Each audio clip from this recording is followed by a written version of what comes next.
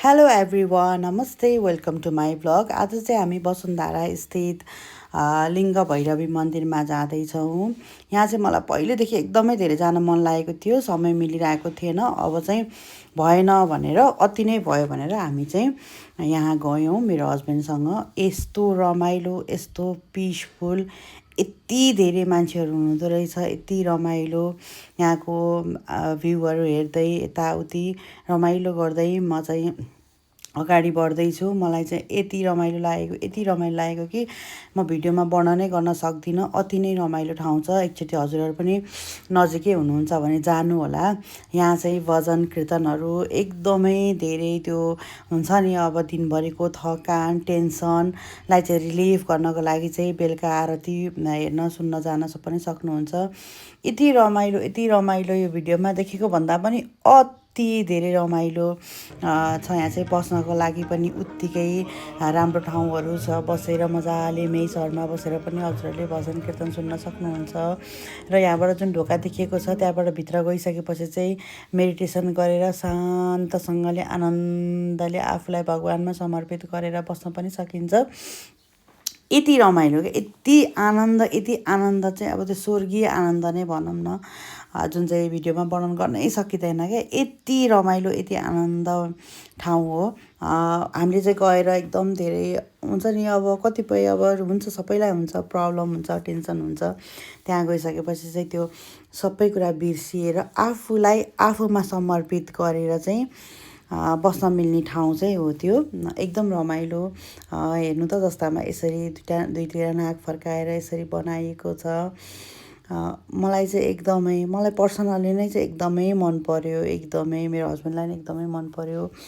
हामी यति इन्जोय गऱ्यौँ कि अब त्यो हुन्छ, त्यहाँ बसुन्जेल त बाहिर दुनियाँ नै केही पनि सम्झेनौँ क्या हामीले। न टेन्सन न केही आनन्दले, एकदम आनन्दले भक्तिभावमा लिन भएर चाहिँ हामी मजाले बस्यौँ।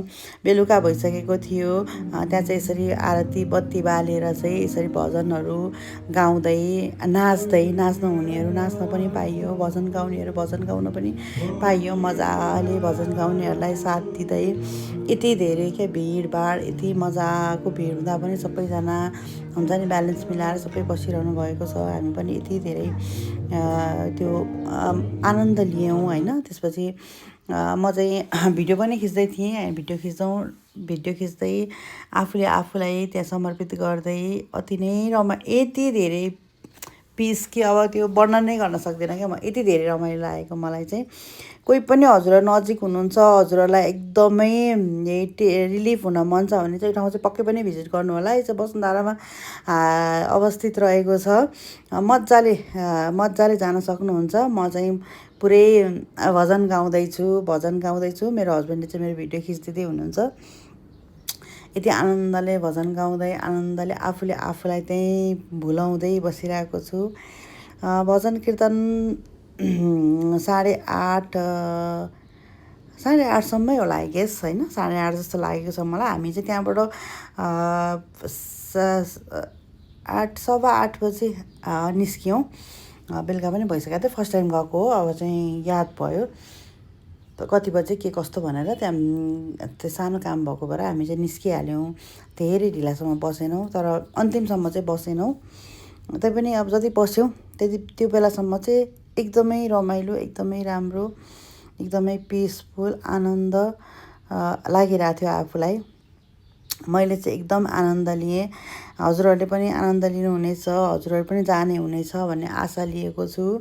यो चाहिँ बेलुकाको टाइम, एकदम मस्त बेलुका भइसकेको थियो। बत्तीले गर्दा पुरै झिलिमिली भइरहेको थियो। मैले चाहिँ म एकदमै धेरै भएको भएर चाहिँ मलाई चाहिँ एकदमै धेरै यो हुन्छ नि, भजन कीर्तन गाउन, भजन कीर्तनमा जान, भक्तिभावमा लिनुहुन चाहिँ मलाई एकदमै मनपर्ने भएको भएर चाहिँ मैले चाहिँ त्यहाँ गाउँदै, अझ म त त्यहाँ नाच्दै पनि होइन, गाउँदै नाच्दै रमाइलो गर्दै। अनि कुनै बेलामा त्यो बत्तीको उज्यालो आउँदाखेरि मन यति आनन्द हुने।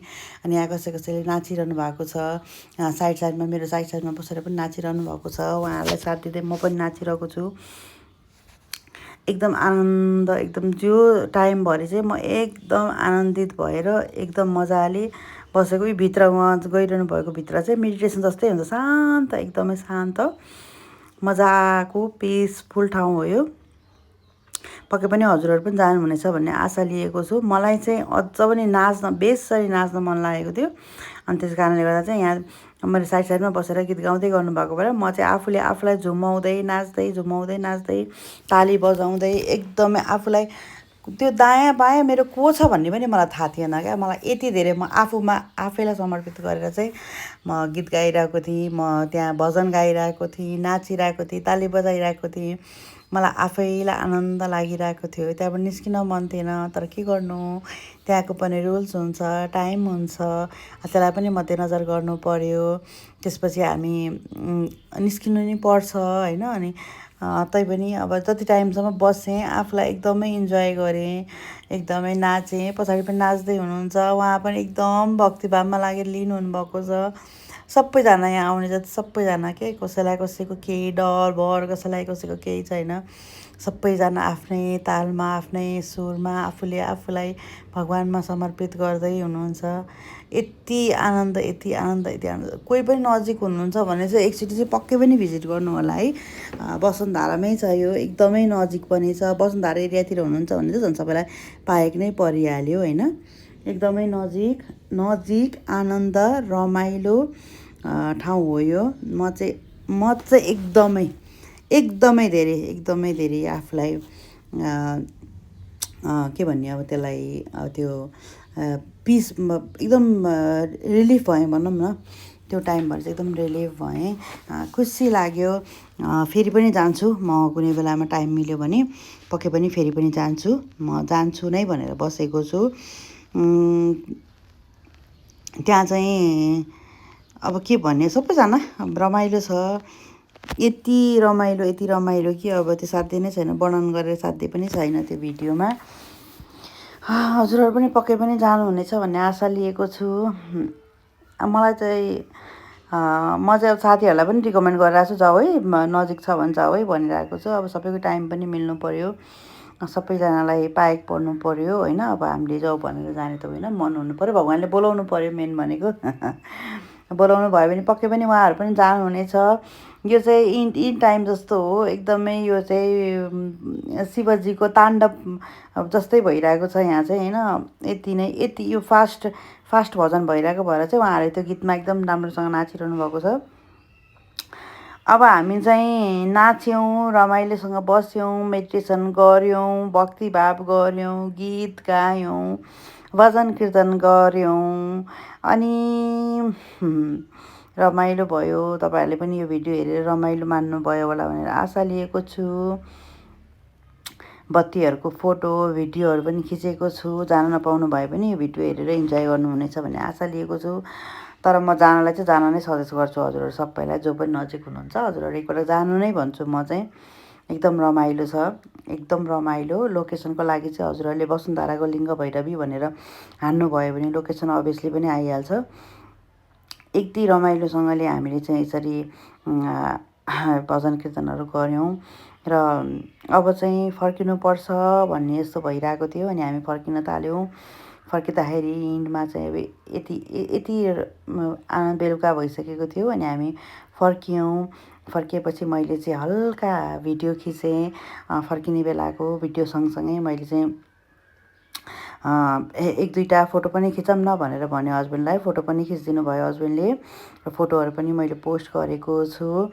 होप हजुरहरूलाई रमाइलो लाग्यो होला, इन्जोय गर्नुभयो होला। Thanks for watching guys.